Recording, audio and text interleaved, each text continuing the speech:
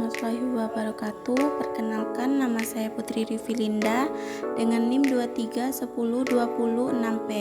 Di sini saya akan menjelaskan tentang filosofi konsep holistik keperawatan kritis.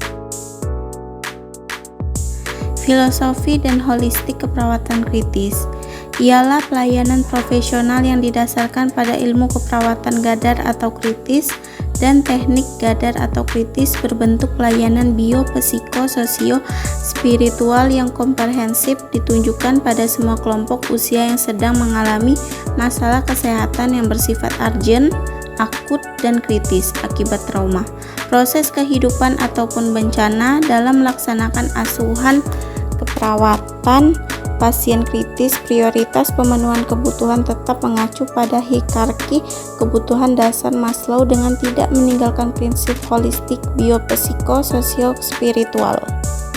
Kritis adalah keahlian khusus di dalam ilmu perawatan yang dihadapkan secara rinci dengan manusia atau pasien dan bertanggung jawab atas masalah yang mengancam jiwa.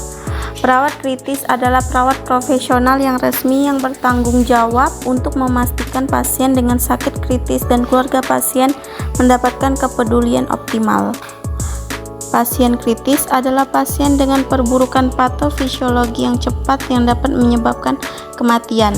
Ruangan untuk mengatasi pasien kritis di rumah sakit terdiri dari unit gawat darurat, di mana pasien diatasi untuk pertama kali.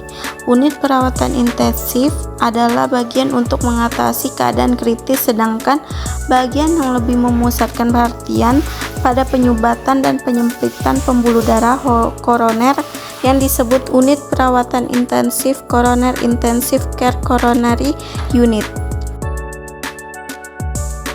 Perawatan kritis harus menggunakan proses keperawatan dalam memberikan asuhan keperawatan.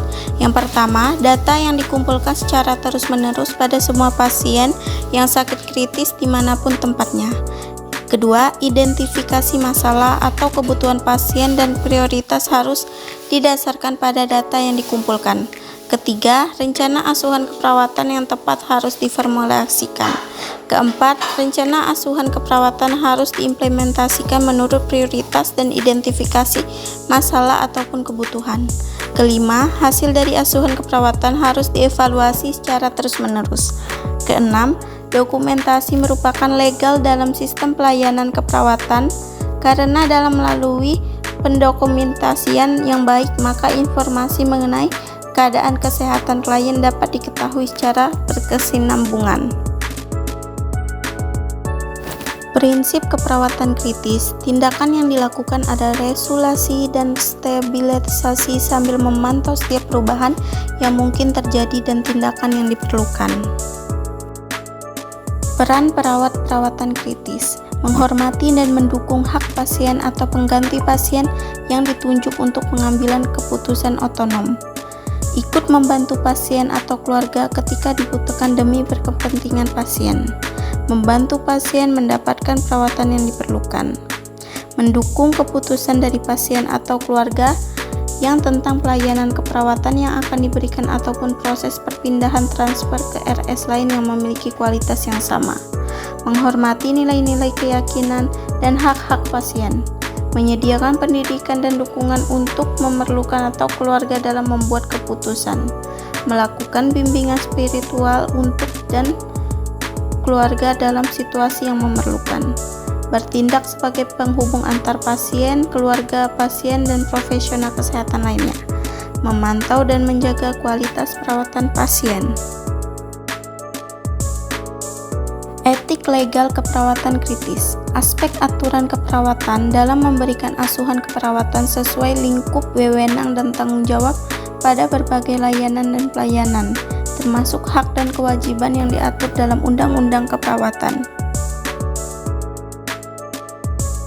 Maksud dan tujuan, memberikan kerangka untuk menentukan tindakan keperawatan mana yang sesuai dengan hukum, memberikan tanggung jawab perawat dengan profesi lain, membantu menentukan batas-batas wewenang tindakan keperawatan mandiri, membantu mempertahankan standar praktik keperawatan dengan meletakkan posisi perawat memiliki akuntabilitas di bawah hukum. Dalam keadaan darurat yang mengancam jiwa seseorang, perawat Perawat berwenang melakukan pelayanan kesehatan di luar kewenangan yang ditunjukkan untuk penyelamatan jiwa. Kewajiban perawat. Perawat wajib mempunyai sertifikasi kompetensi. Perawat harus mempunyai STR. Perawat harus mempunyai SIP. Memperbarui sertifikat kompetensi, menghormati hak pasien, merujuk kasus yang tidak bisa ditangani, menyimpan rahasia pasien sesuai dengan aturan dan undang-undang keperawatan. Wajib memberikan informasi kepada pasien sesuai dengan kewenangan, meminta persetujuan setiap tindakan yang akan dilakukan perawat. Fungsi hukum dalam praktik keperawatan.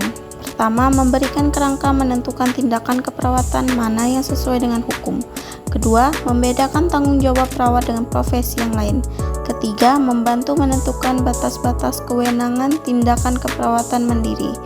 Keempat, membantu mempertahankan standar praktik keperawatan dengan meletakkan posisi perawat memiliki akuntabilitas di bawah hukum. 8 aspek asas etik perawatan. Pertama, autonomi. Kedua, non-maleficence, tidak merugikan. Ketiga, beneficence, kemurahan hati. Keempat, justice, perlakuan adil. Kelima, fidelity, setia menepati janji. Keenam, veracity, kebenaran, kejujuran. Ketujuh, confidentiality, kerahasiaan. Kedelapan, akuntabilitas.